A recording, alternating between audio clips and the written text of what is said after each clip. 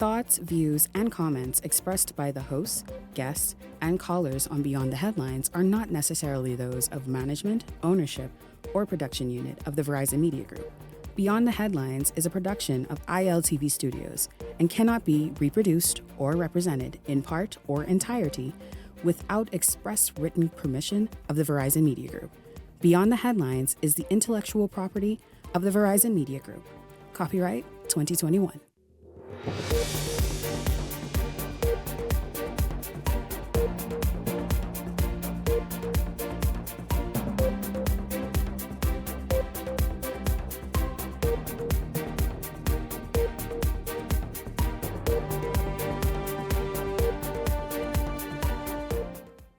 Coming up for you this Friday, has the election season started? Many would argue yes. Well, tonight, leader of the Coalition of Independents discuss what he feels are the more prominent issues that will determine the election outcome. Bain also shares thoughts on the FNM's two-session suspension from Parliament this week. And this question for him, though, is the COI appealing to voters? Also tonight, what will be the driving issues that get Bahamians voting? How will the electorate vote? Will they vote on issues related to crime or the economy? We talk about it in our Hot Topic segment. And also, a little bit later for you, meet the youngest fan of Beyond the Headlines. The 6-year-old's grandmother says she doesn't miss a night. You'll meet her and hear from her coming up. This is Beyond the Headlines. Good evening. I'm Shanique Miller. It's great to have you along this evening. Well, political posturing has started. Many see the beginning of 2025 as the official start of the campaign season, and a lot is on the line. Political parties will have to do a lot to convince the Bahamian people. And so, what will the issues be that influence the decision that Bahamians will have to make? The Coalition of Independents leader Lincoln Bain joins me this evening to discuss these issues during a time when there's so much happening in the nation. And so, of course, we get started. Good evening to you, Lincoln. Welcome to Beyond the Headlines. It's good to have you here. Good evening, Shanique, and thanks for having me here. Yes, absolutely. Lincoln, let's just start with what transpired in Parliament this week. A lot of action in the last 2 weeks, in fact. We saw that the Free National Movement, in a protest for what they say is unfair treatment by House Speaker Patricia DeVoe, and also for a cry for democracy, flung the mace out the window as a form of protest. And then as a result of that action, just this week, were issued a suspension. All 6 members outside of Dr. Minnis issued a suspension for 2 sittings of Parliament. Let's just start right there. Do you think, based on what their argument is and the fact that they say, listen, hold up, man, the reason we are crying out and trying to bring attention and made such a bold move is because we need democracy in the House and to be treated fairly, is because the Speaker, as they are saying, is not fair to them. So do you think that suspension was warranted? Yes, I think the suspension was warranted. And what we need Michael Pintard to do is to stop being weak and soft.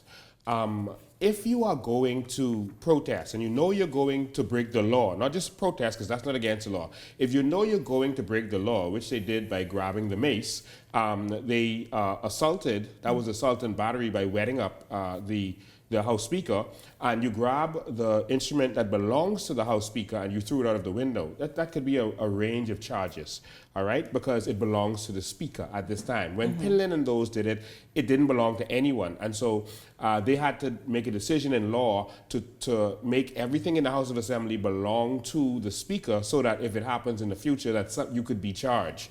Also, so in 1965, people were saying, hey, no, there was a cause, there was a reason, those men were sort of fighting for something. Yeah. But you were saying, even though that instrument, as important as it was then, yes, symbolically, really sort of had no real significance to it as it does now. No, it had significance to it then, legal significance, because we were under the Queen. And so the mace, you could not have the House of Assembly without the mace being present. We are now an independent nation. And so now the mace and everything else belongs to the House Speaker. And the reason they did that was because in order to convict Pinlin and Malo Butler, etc., you had to determine, okay, who owns this property? And at the time, no one owned it. But now it is owned by the House Speaker. All right, it is symbolic. It was a weapon. It was one of the most famous weapons back in medieval times. It was better than a sword. It was a bludgeoning weapon with sharp edges on it, and it could pierce armor, and that's what it was for. And just like a judge has a hammer, and that's a weapon. It's to say that I'm in charge, I have a weapon, everyone in here behave. That was the purpose of the mace symbolically. But now it's more of a symbolic thing more than a legal thing.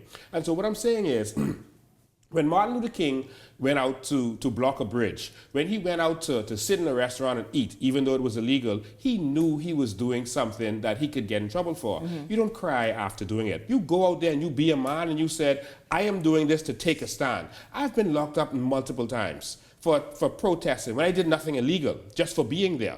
And I don't go out and cry and complain but Lincoln, in all fairness, I don't recall seeing Michael Pintard crying. They are complaining about the treatment of the police, and this is the problem I have with that. The Speaker of the House rules the House, all right, in law. All right? No one else, the Prime Minister, the Commissioner of Police, none of them have say in that house. If the Speaker says take these men out, they can take them out. Where I would have had a problem is if they had started punching them and kicking them and stumping them, like happened to protesters on on Goodman's Bay Beach during the CARICOM situation. If that had happened, I would say, no, you can't actually hit the ministers. No, they just lift them up like they did Milo Butler, like they did A.D. Hanna and Pinland and others, and carry them out of the house. What's your big complaint? The Speaker said carry you out, you come out, and then you do what you have to do.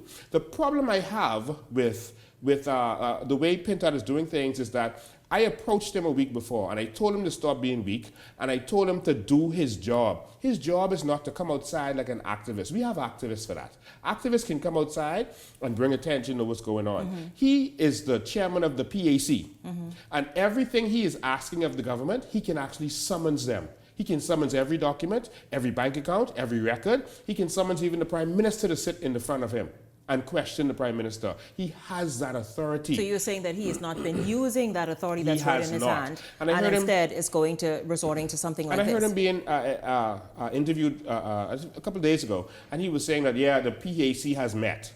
Okay, they've met, but what have you done? If you have summoned someone to come before you and they've not come, then you take them to court and you deal with them. Right. Shanique, this is the problem. The opposition is the police of the government. All right? Just like the police. If a business is doing wrong, the police goes in there and locks them up and put them before the court, right? And the court gives them a punishment. If the governing side or the executives are not doing what they're supposed to do, the opposition has the power to put them before the courts to make them do what they're supposed to do. And if the Speaker isn't doing what she's supposed to do, then simply you put her before the court. You're saying there's real recourse for that if indeed she is being unfair, she is being undemocratic towards the opposition. You put her before the courts and the courts will say, stop that. But don't you Perry think Christie, who was an opposition leader at the time, he did the same thing to Hubert Ingram. Hubert Ingram had put a senator there saying that they were independent. Perry said that person is not independent. That's there for them. Ingram said, I only have to consult with you. Perry said, no, that's not the spirit of the law. Perry took him to court. He didn't go outside protesting. He didn't grab the mace and throw it out the house. He used his power as leader of the opposition and took it to court, and the court said Perry is right. It's not the spirit of the law. Sorry, I shouldn't say Perry. Mr. Christie is right.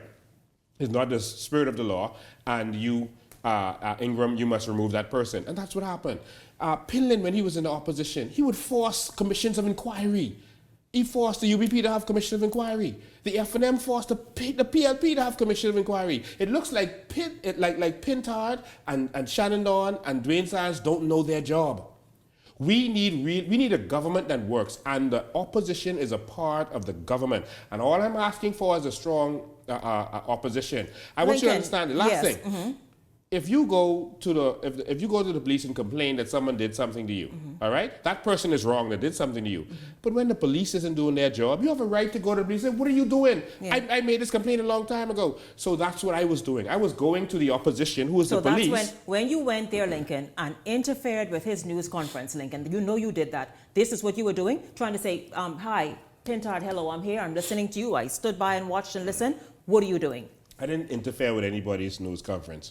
I was in the House. I stood up for him in the House of Assembly and told him that they should not They should not silence the opposition. I went outside to the media and I stood up for the opposition and said they should not silence the media. He came outside to speak to the public who was outside. And it was too noisy out there. And so one of the media persons said, let's go inside and do it. He was out there to the public, all right? And I was there. I was invited into the house by the speaker, all right? And I was escorted into the house by the police. So I was not a stranger who was not supposed to be there. And so we went into this, what I know to be the smoker's room. And he spoke. We let him speak. No one interrupted him. We let him talk. But are you being, because Lincoln, you the week before, you did criticize Michael Pintard and say, hey, listen, come on, man, you need to stand up, you need to do more. You need to perhaps be more vocal, more visible. But he did that. So then, Lincoln, the thing is, and it's okay, he chose the way he would do it. Lincoln, are you being unfair by saying... No, that's not what I told him to do. By saying, how you did it, I don't agree with. I don't just want you to be more vocal and more visible. I told him what he can do. Use your powers of the PAC. I said, file injunctions against the government. If the speaker is not treating you fairly, you can take it to court. She does not have all powers. The king himself, King James, who had the Bible edited, King James was taken before the courts by Parliament. And that's where we get the rule of parliamentary sovereignty, because they said, although you're the king, what you're doing is not fair. And so now we're putting Parliament in charge, because they represent the people. And so they took his power. So if the king was subject to the courts, then you can do the same thing like other leaders of the opposition who know how to use their powers did. And that's what I'm telling him. We need you inside the House. All right? Use the powers of the PAC. Don't jump up outside and say, oh, what did the government do with this? What did the government do with that? And here's the main problem that the FNM is having, more than anything else. They have a credibility problem. All right? And that's because whenever they open their mouths, there's nothing that they can say that the PLP is doing that the FNM is not guilty of. Nothing. Talk about procurement law. How much contracts was given out by the FNM? The drones, did that go out to tender? The school, the education network that they put in place, did that go out to tender? But those were different, sir. Those were the emergency times. Drones were not emergency. Not the drones. I'm talking the education, sort of that was online not an program. Emergency. That was during COVID, and so they figured yes. they had to quickly jump on that to get students. No, that was an excuse, and it never worked. All right, and that's the problem. All right, and so there were a lot of other things. That's just some loose examples. They were not going by procurement. They were going to give away our heritage sites to a group that the chairman of the FNM was a part of. All right? These things people remember. They think that Bahamians forget. Bahamians do not forget. And so they have no credibility. You're calling on the government to bring VAT. Okay? Did you bring, sorry, not VAT, Freedom of Information Act. Did you bring the Freedom of Information Act? And so this is the problems that they're having. All we want is a government that works. We need the government to govern and the opposition to hold their foot to the fire, but use your powers within the law to do it. Stop sitting down and waiting your turn. Let's speak about, that's what you think is happening, just sitting and waiting the turn. Sitting and waiting his turn. And I don't want anyone to think I'm defending the government in saying this. The government has its flaws, and they're admitting that, and they have their issues. And so we've been standing up to the government for the last 3 years, and the FNM has been nowhere in sight. And they're not fighting for anything that deals with the Bahamian people. This fight for them is that they are being silenced. They personally feel that they're being silenced in the House. They don't care about the Bahamian people because You don't think all of this fight and all of this sort of pushback at the Speaker is for the purpose of presenting and representing the Bahamian people's views? No, because they've not been representing the views of Bahamian people. Nothing that affects the Bahamian people, they have been interested in dealing with. All right, and that's what a lot of Bahamians are seeing. Only stuff that deals with them politically. We were fighting the government over shanty towns and over illegal immigration situations. The FNM was silent on that. They came out when it was Keith Bell and they just attacked Keith Bell, but they never addressed the shanty town and illegal immigration issues. They just attacked Keith Bell politically. But nothing that affects us.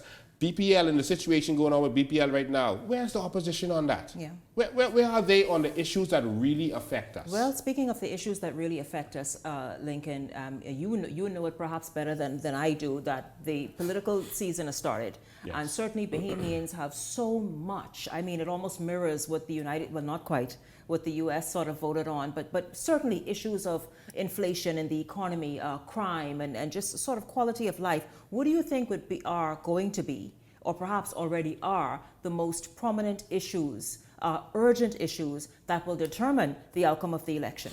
The most prominent issue is the same issue that we've always had for the last probably 20, 25 years, corruption.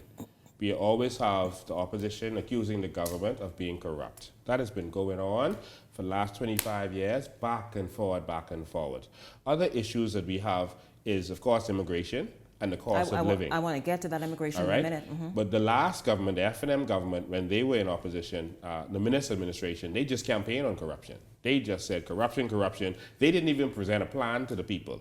No plan, no manifesto to the Bahamian people. And so it was just corruption.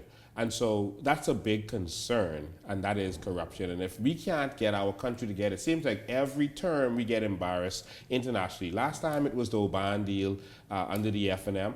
And that's why they don't have, the credibility to say anything.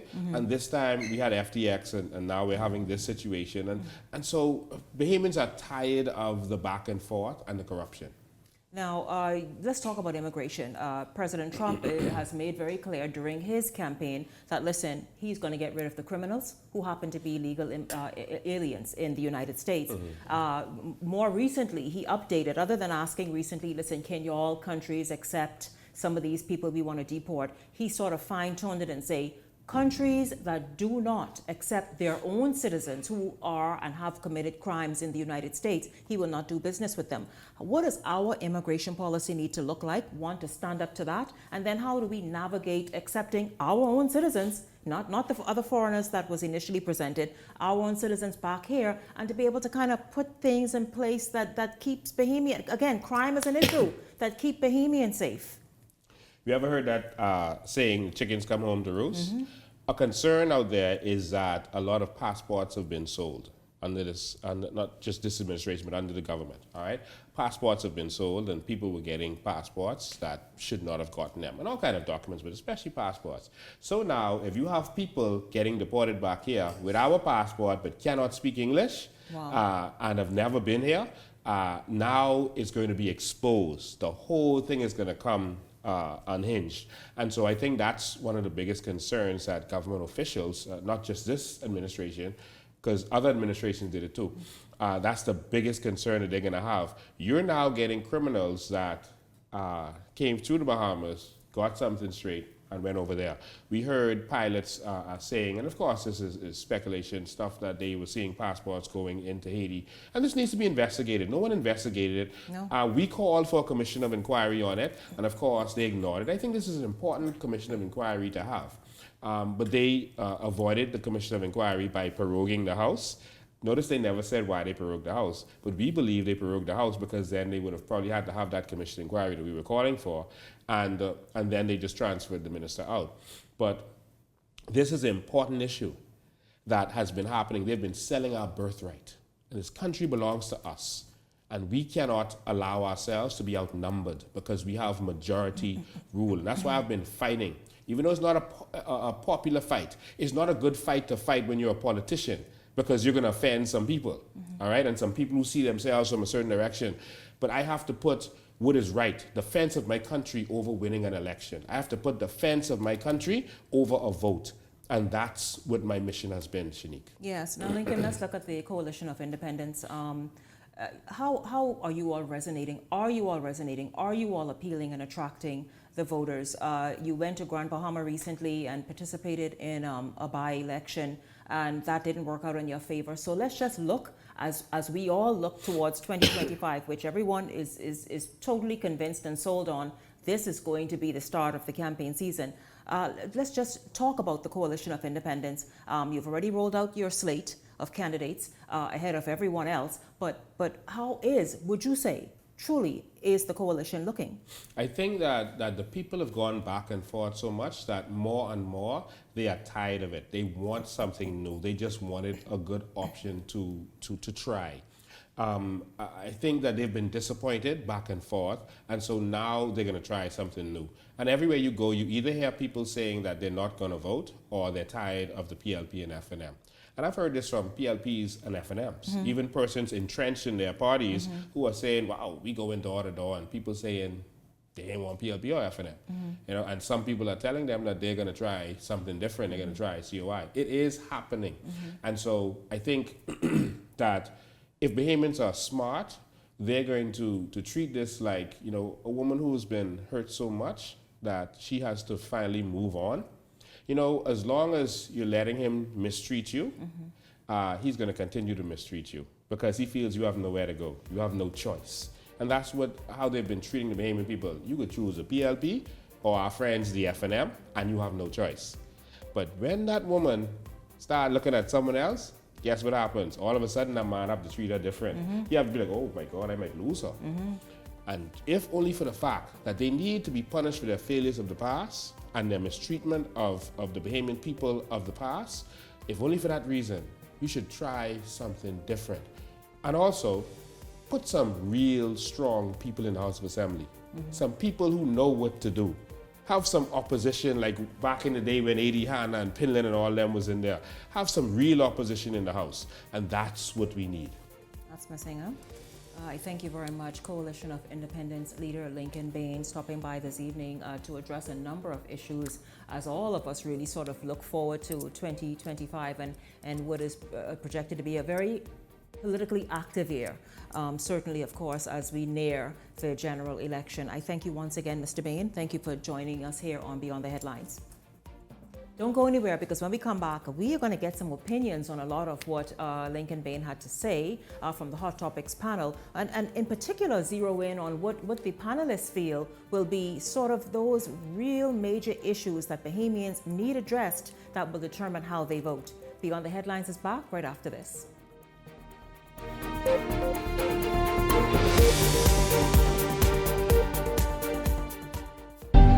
Cancer Treatment Centers of America is now City of Hope, creating one of the leading cancer care and research networks from coast to coast, providing more of what you need. More locations means more care closer to home. More specialists means more expertise. More research means more breakthroughs. More advancements means more treatment options. And more options means more hope. Call now to get more of the care you need.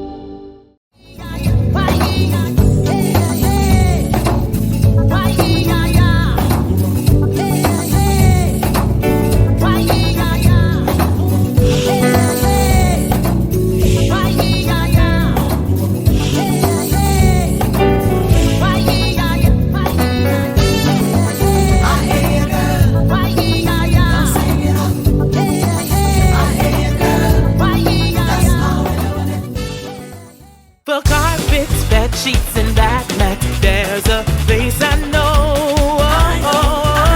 For shower curtains, comforters, and window curtains, only one place to go. Fixing your home or automotive, that's no fuss. We'll put a smile on your face, come and shop with us. For all you need and more, shop at AID for Christmas.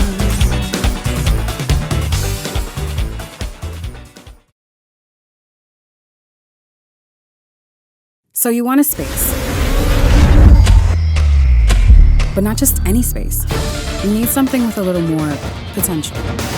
So how about 1,000 square feet of room to play with? Superb audio and video production capability, digital LED wall, full lighting grid, and about 124 seats to accommodate a full studio audience, with so many other features. Make us your home for your next concert, conference, and so much more. Honestly, the possibilities are endless. Here at ILTV Studios, we'd love to bring your next event to life. So what do you say? Do you want our space?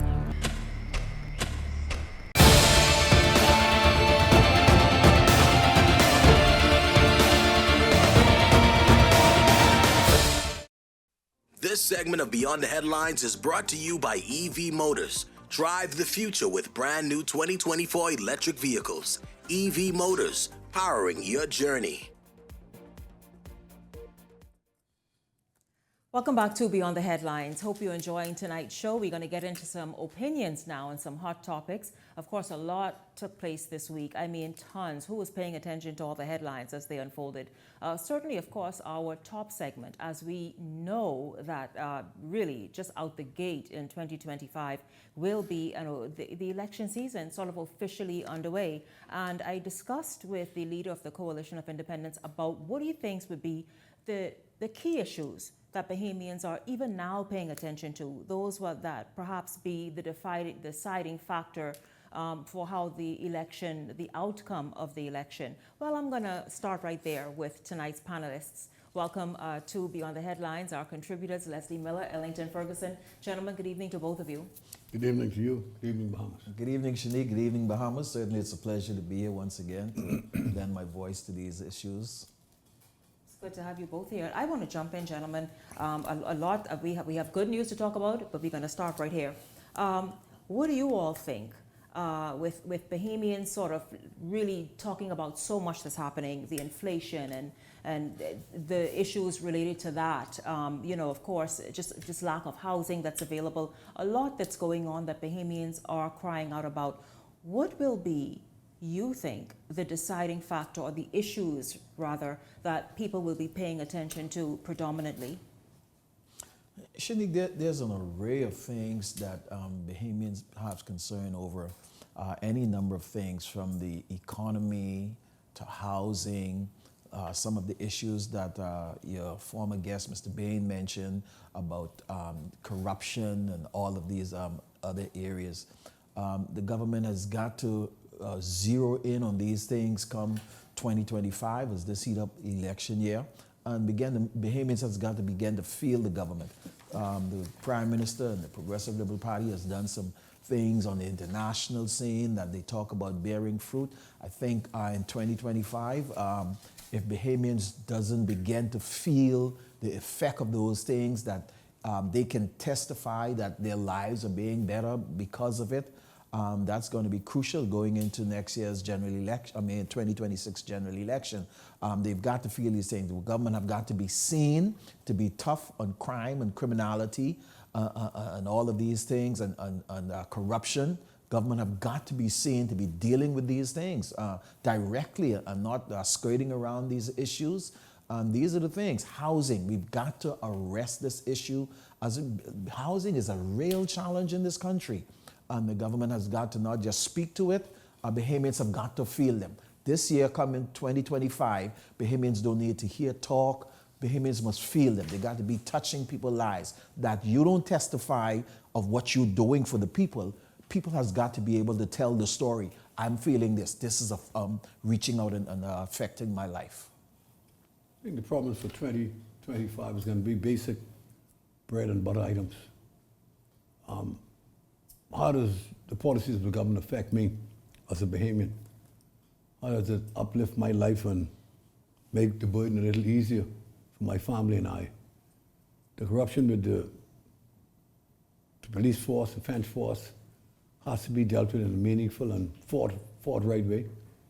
Those who are responsible have to bear the brunt of the punishment that will be meted out to them at some point in time. I think people are looking for refuge from the high cost of living.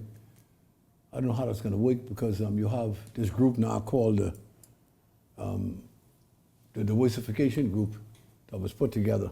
Diversification group? Yeah, I guess they call themselves. They go from country to country in South and Central America looking for cheaper goods, instead of promoting the goods that are manufactured in Bahamas. To force the government to use those goods. I want to see how that work out. It doesn't make much sense to me right now, except for have nice trips and spending our money. Again. But we'll see what happens there. No, that's important, Leslie. I like that point you raised, because it's important to empower Bahamians and to support Bahamian. It has nothing to do with important goods. They don't we know where it's coming from. We know that rookies, if it needs to be enhanced, the quality of it, then make provision for that to happen. And certainly with our food, we know how it's grown and where it's coming from. And so that diversification program certainly has to be streamlined. Listen, we started the diversification program back in 1974 when the Bahamas Development Corporation was formed. I happen to be one of the first members on that. I'm working for the corporation. It's under the heading of one of our outfit teammates called, God bless him, and Mr. Carlton Francis. And we tried our best to assist the government in the voicification expansion process and promoting and really getting import substitution entities that Bahamians could produce on a quality basis. This, to me, is the opposite of what the voicification is all about. The president-elect, Trump, his whole thing is Americanization, produce American products.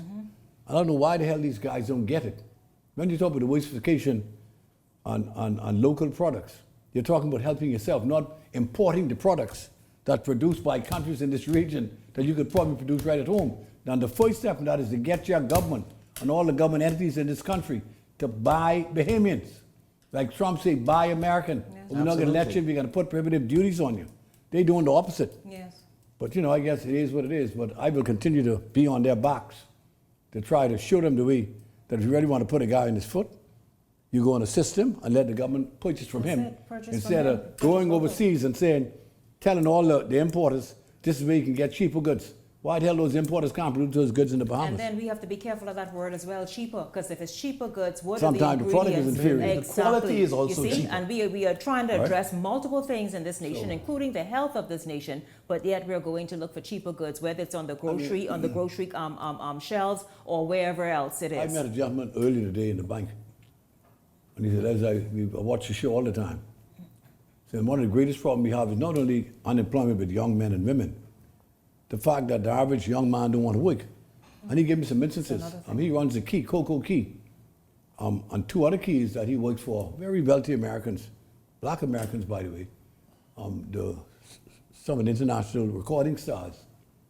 And he said he sent out this note to some Bahamians that he's familiar with to provide him with 12 men and women to work. 9 of them never answered the call, and the 3 that went on the island as helpers wanted $800 a week. And what can they spend $800 a week? He got no skills, and then the other guy quit because they can't beat him on the week because there ain't a woman on the island. This is the key what they want. So no, it's a serious problem. When the foreigners come here, that really dominates our industry now with construction. 7 to 3 of them are foreigners, eh? And that's a serious, serious problem because we're going to lose a generation of Bahamians. We're going to lose a generation. If we don't stop this, the generation is going to be gone. We have to bring these people to the forefront. We have to force them to learn a trade that they can help themselves and by extension Leslie, help first their you have to families. make them interested in seeing the value in learning a trade. Exactly. I mean, this nation needs rebuilding from many different levels, and quite frankly, not just, politics is just the beginning, and they are responsible, but they are not chiefly responsible. Who is going to instill in us our duty to uphold that flag and be proud citizens to be able to go and just make life great for each of us and our households? You have a clear example of the opposite. Then before we came to the studio, I saw all these guys and these fellas from Jamaica having a concert. I'm sure they're going to get about 2,000-3,000 people to go to their concert at the Sports Center. And if you put all of our best Bahamian fellas in their own concert, I'm saying people are not going to show up because they prefer foreign over Bahamian. We don't like ourselves. Class. Good point. We don't like ourselves. Okay. We don't value ourselves. No. And Jamaica will show up in droves to their concert. I'll tell you that in Jamaica. It's something about us that must be addressed. And I don't know where to start. If it ain't foreign, it ain't no good. This inferiority complex. That comes from colonialism. Ronnie Butler knows, God bless him. All our superstars has never played in no Caribbean country in life. And Ronnie told me, we were very close when he went to Jamaica and had an interview. They refused to play his music with him at the station. I said, what is Bahamian? Those people care for themselves. And it bothers me. And you can't blame those people. You can't blame them for caring for themselves. I blame the Bahamians. Exactly, you blame us. Who has no respect for our talents in this country. You blame us. They prefer foreign over Bahamians. That's the mentality that is a part of our problem. We look to the outside, and especially in many cases to the north of us, and we sort of copy and paste everything into our society. And that's why we get it. I mean, from government to private sectors, all of us are guilty of it somewhere along the line. Look at what we have copied. The situation with, what the day was last month, the biggest day in the United States.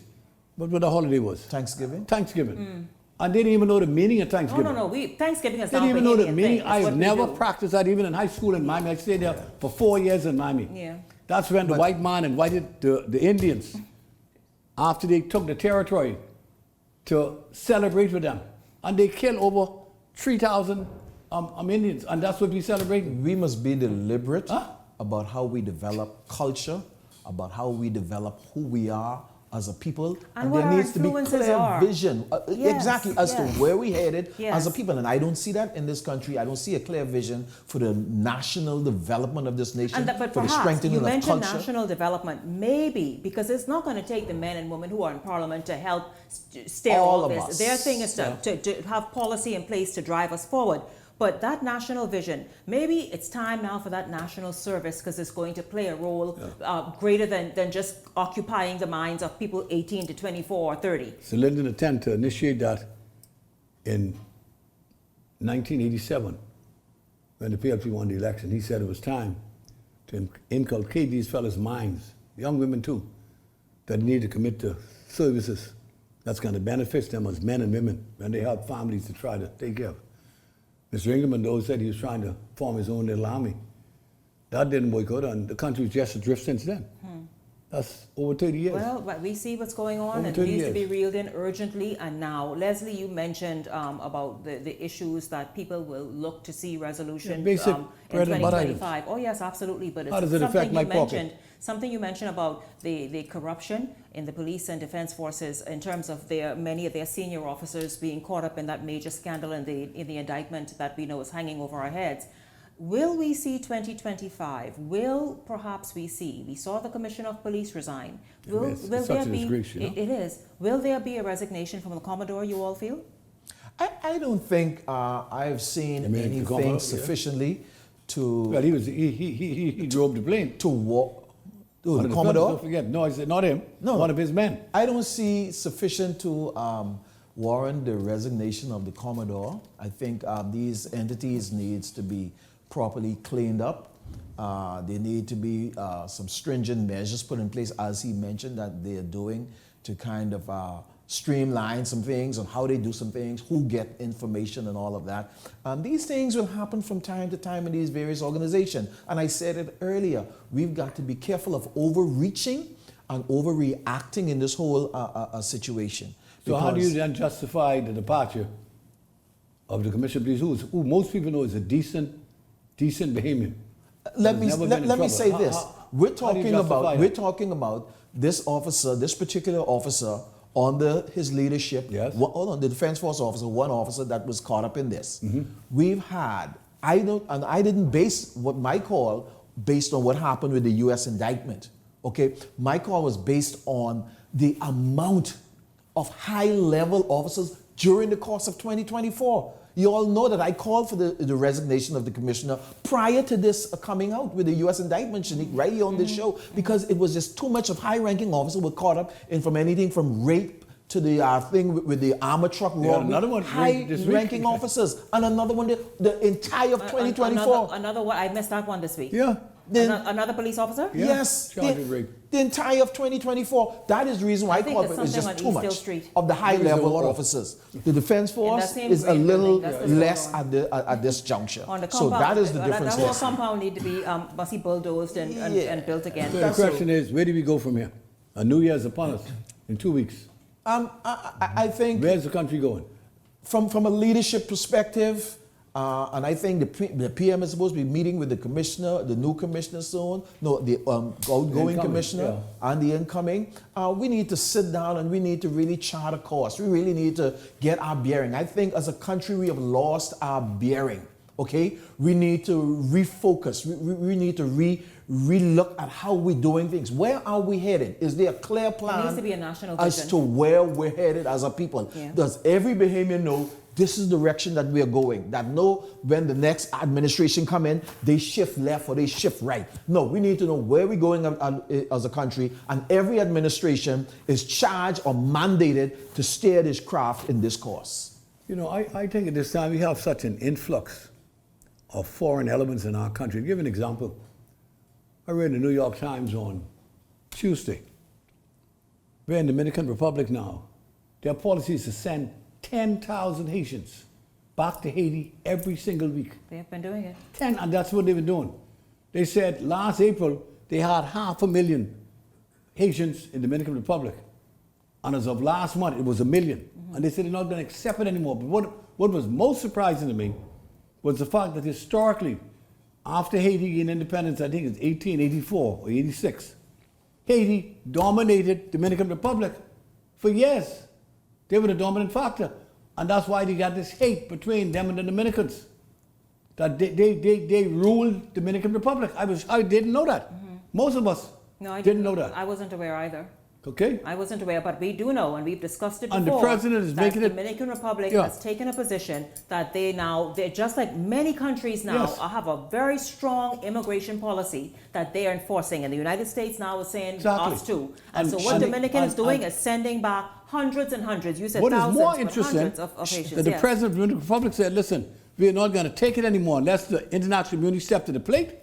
Say we spend $20 million a month on health care for the Haitians.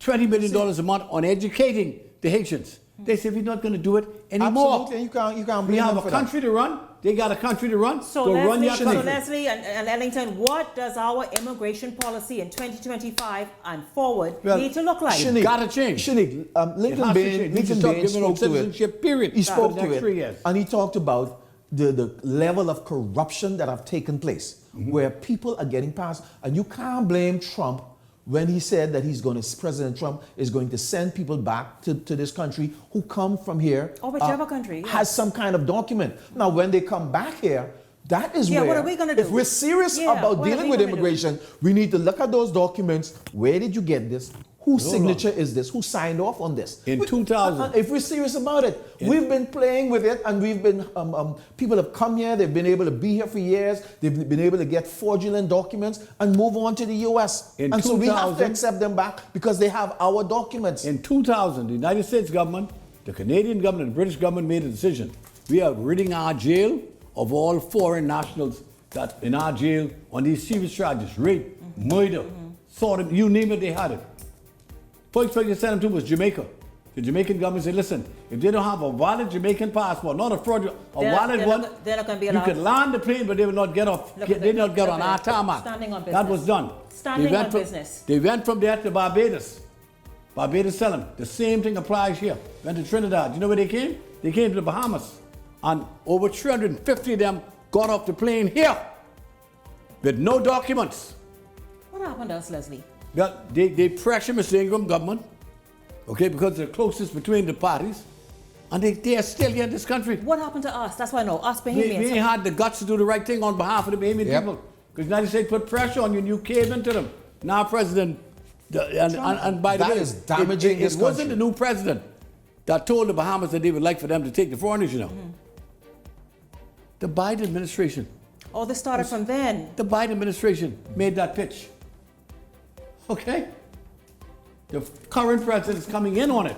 All I know is this. Okay. Also, Trump is just picking up. Well, it wasn't him. The incoming President wasn't Trump. him. All I know, Bahamians are anxious to see in 2025 how we handle the policy got to change. How we handle it must change. If not, we're going to be a minority country made up of damn foreigners. Why would we allow our children and grandchildren? I'd rather die than to let that happen, man. This is my country. Leaders. And I'll be damned if people sit back and allow them to take over our country because they're having all the babies, using up all the hospital, using up everything we got in this country, and send it back to their country. Go back home. It won't happen unless we send strong leaders to power. Go back home. Put some teeth in the immigration laws. Simple as that. When we come back, we're going to talk about the shift in Junkunoo. That's right, you all. There will be a Boxing Day parade. We'll talk about that. And also, Princess Margaret Hospital, speaking of doctors and the healthcare system, etc., well, they have something to smile about this holiday season, and that is because the doctors have a new lounge. It's good news, y'all. Yeah, it's good news Friday. We're back after this.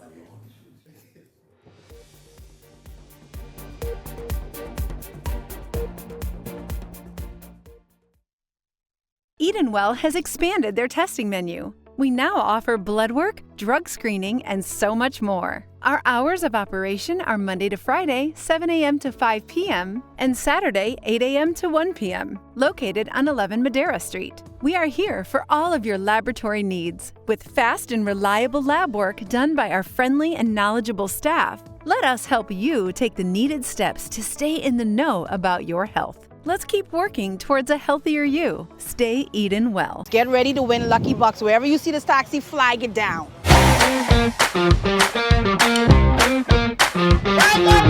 The boy hard, beating so hard, I will be hard.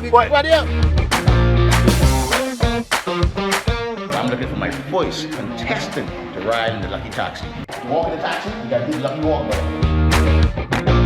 Oh, thanks. Man, thank you, sir. 85 times 2 is how much, brother? You leave with $170, brother. I never expected to win as much as I win. Bang along. Very excited when the gentleman picked me to ride inside the taxi. So if I had to choose a game that would stay, it would be Island of Taxi. You could be next on the Island Lucky Taxi.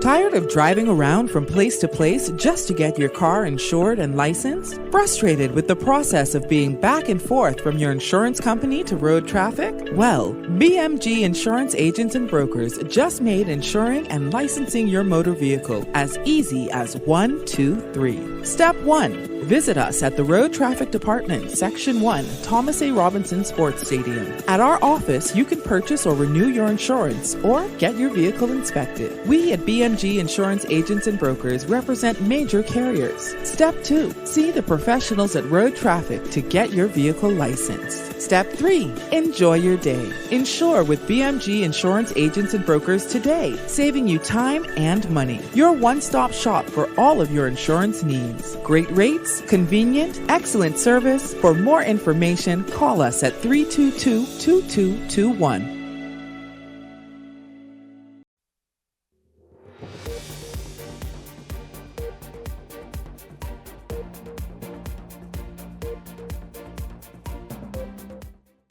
We absolutely do. Welcome back to Beyond the Headlines. Listen, we're going to shift gears now. We're going to talk about the biggest. Now, this story has been trending, I think, well, for several months, but it heated up substantially in the last week. We're talking about Junkunoo, where that faction and that split in the Valley Boys almost caused a whole entire split in the in the Boxing Day Junkunoo parade. But the news is good, gentlemen. Welcome back to Beyond the Headlines. Our contributors, Leslie Miller, Ellington Ferguson. The news is good this evening. Last evening on this show, of course, I always invite the Brian Adderley faction. Never get a response there, but certainly I was able to speak with... You got some serious problems, you know. I was able to speak with Jones from the Trevor Davis faction, and he spoke here. But listen, gentlemen, for a moment there, those leaders, they became fed up with it, you see, because they say, why is the Valley Boys fight, split, and all the stuff they got going on, anything to do with the rest of us? None. That we can't go to Bay Street? Nothing. Nothing at all. That's their fight. Two people decide that they don't love each other anymore and they break up. How the hell the children get in it? Or your friends? Your friends. But luckily, as I told you on Wednesday, the payments got sorted out, and it got sorted out. Because sober minds prevail. All the Prime Minister wanted was one thing, you know. We can have Junkunoo. And that's all, this goal, simple as that. And they put him in the middle of that, saying that because of who his brother was with the breakaway group, that was Curry. It wasn't no Curry. He just say, all I want, fellas, is Junkunoo to go on. However you all fix it, fix it. I don't want to get involved with no the Saxons or the Valley Boys. If you got a problem, fix it. Because this isn't the first time groups, you know. Paul Knowles, God bless him. Break away from the Valley, but 25 years ago, and form roots. One family, Darren and those, break away from us, the Saxons. That's history.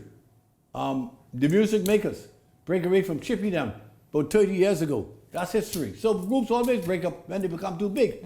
And the Valley Boys got over almost 2,000 people in that group. So you can have that friction, and then the fellow who name you call refused to have a meeting to have any elections because he's this little Caesar. So, you know, and that's why the problem came. But it was unfair to put the Bahamian people in harm's way. Hold them hostage. Because these people got this attitude that I am God.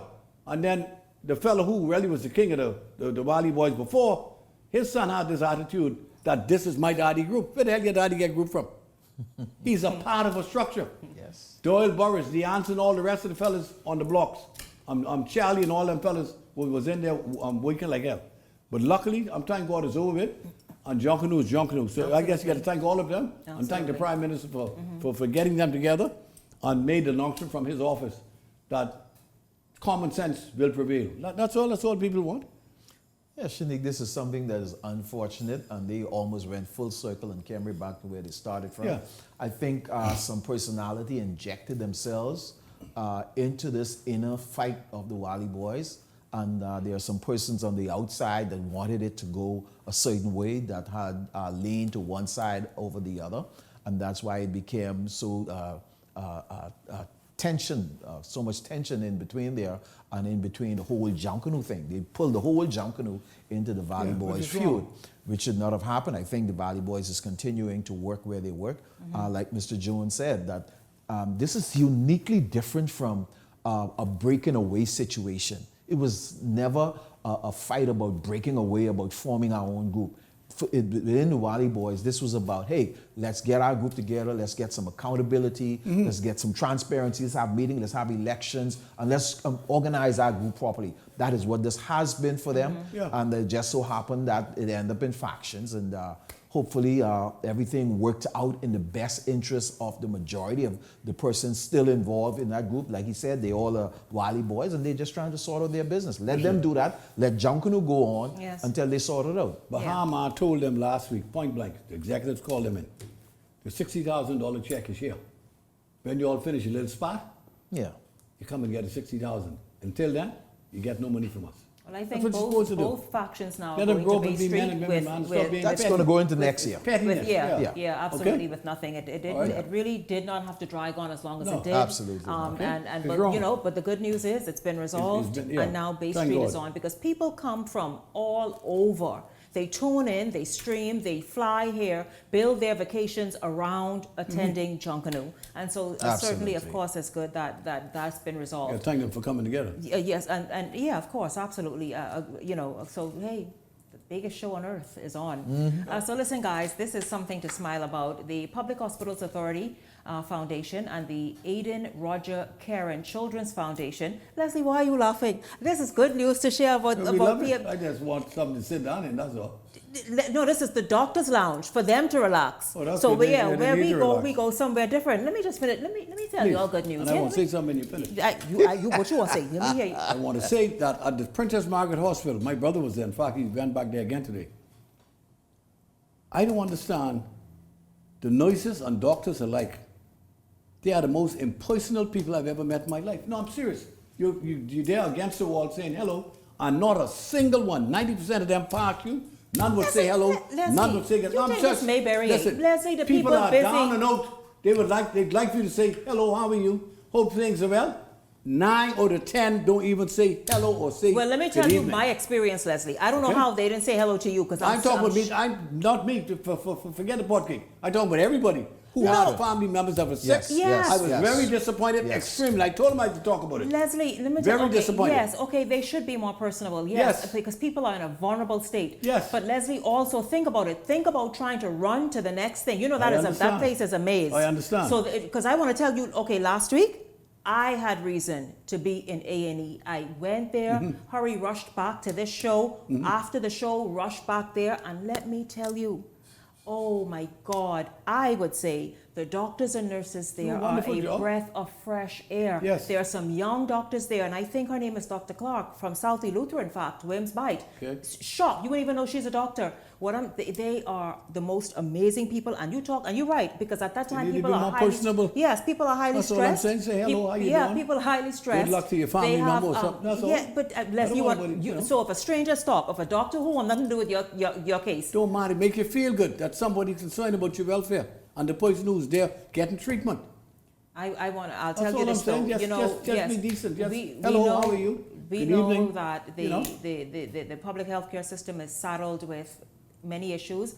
but there are some there who are doing an amazing job in the all of them. in the PHA, in the PMH, I just say great friendly, that's all I'm saying. those doctors, and many of the nurses. But listen, so they have a new, Leslie, you're happy they put this lounge they have? They could relax in relative comfort. They need to have a good place for them to ease their mind and be able to sit down and have rest. But also, we need to start charging all these foreigners who come in there for free. I agree. Because we can't do it in... Not at all. In Miami, eh? Not at all, sir. I am happy that they have a renovated facility for themselves because you want them to be comfortable. Of course. I really do believe that at the PMH, both doctors and nurses are overwhelmed with the workload. Leslie alluded to both Bahamians and foreign elements that take advantage of the system. I tell you, I had my mother there a few months ago, and she was in excruciating pain. And when we gone in there, you couldn't get through with the wheelchair with the amount of people in the aisleway. And they told me some of these people was here from 4 a.m. yesterday. And there's no idea that your mother is going to be seen before sometime tomorrow evening. I'm really shocked at the amount of sick people. I had to take her out there. And I'm telling you, you couldn't pass through the hallway in a wheelchair. It's very challenging. It was very heartbreaking to see it. I hope we can kind of enhance that kind of image. It needs fixing. And maybe, you know what, and I know a lot has been made about the new hospital, but my God, we need something else, but it needs to be efficiently run. That's for sure. Efficiency. With Chance, I see you. Here's quickly how that unveiling went, because I have a 6-year-old for you all to just listen to that she loves us. But here's how it went. Provide some comfort to our junior physicians who work tireless hours. And so we are very appreciative that they will be able to get to see a more inviting environment, a more relaxing environment, and we're greatly appreciative. The morale of some of our junior doctors, because we do know that we work very tireless hours. That's a very good way to place it. Sometimes 60 plus hours every week for each junior doctors. And every now and again, over those hours, it's good to have a place that's very comfortable to take a break. And sometimes even study a little bit before we go back in and show up the best possible care for our nation's sick population. So we do appreciate it, and we thank the donors for all the work that they've done. And we look forward to continue to give service to the whole of the Bahamas. Every intern I passed was just like, oh my gosh, what's next, what's next? Everybody was beaming with excitement. The chair is so comfortable because truly we have the beds, but there's often not enough beds for everyone to sleep in sometimes. So we are crashing on the couches. So now we have 2 couches to crash on. We have often found them really snoozing in the beanbag chair. So like, I know to you guys, it's just a small donation or it's just you reaching out, but it really, really, really means a lot to us, especially because we do work so hard, long hours, and people don't really appreciate how long we're here. I had a patient, I saw him maybe on Monday, and then I saw him on Tuesday, and he's like, you're wearing the same thing. And I'm like, yeah, baby, I didn't go home. Don't tell anyone. So just having a comfortable place to relax, even for that 2 seconds, like Dr. Lockhart said, it means a lot. And just resting affords us that ability to provide our patients better care, because if you can't rest, then your judgment is clouded. You can't do things as well as you should. So we really appreciate this, and I do think this is also going to transition to better patient care as well. We should really push the government to give them any more citizenship for the next 3 to 5 years. No, a moratorium on citizenship. That's what we're calling for. Listen, of course, good news for them. They, yes, PMH can pull up its socks in many areas, but in many areas they do step up to the plate. But listen, gentlemen, I want you all to meet this 6-year-old. She is perhaps our youngest fan outside of another 6-year-old I know. Her name is Ashayla Roll. She is a student at Sunland Baptist Academy in Grand Bahama. Listen to what she said after last night's show. Hi, Shanika. Shayla here. That's a great show. Thank you so much for entertaining stuff. I hope you have a good day. Bye. Love you. Bye. That's our future, Sylvie. Y'all, that is so cute, right? That's our future. Yes, her grandmother, Michelle, sent that. Michelle Dorset, yes, that's the name. Michelle Dorset sent that. She's like, listen, she always sits in front of the TV every night, like she knows the issues, and sent it. I wonder which part of the show she enjoyed. She says very entertaining. Probably when y'all I think Leslie, I know which part. Listen, I hope you don't be listening when Leslie get off. No, ain't Leslie. Center. What do you name? Who? Marketing. Marketing. Ian? I think it's no, Ian No, she no, loves. no. Don't listen to Ian. Listen, Michelle, you can't have her on when you can't have her watching when Ian is on either. Absolutely. But listen, we thank the guy from Cable Beach? No, the who come Ian, the direct marketing guy marketers. with all of the bully pill. tools and He gadgets. called me last night. What did he call you for? Because he was filling your order. He was calling Leslie, you to get what? Your order. He got your How order. expensive is it? Huh? How expensive? It's 55, Leslie. Get your stuff. This is leave Christmas them time. bully pills alone, my dear. See, listen to me, I heard Leslie. some stuff.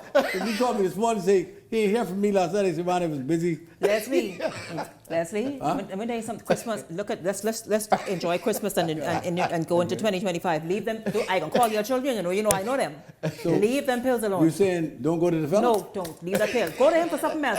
Get a massage. Get them a.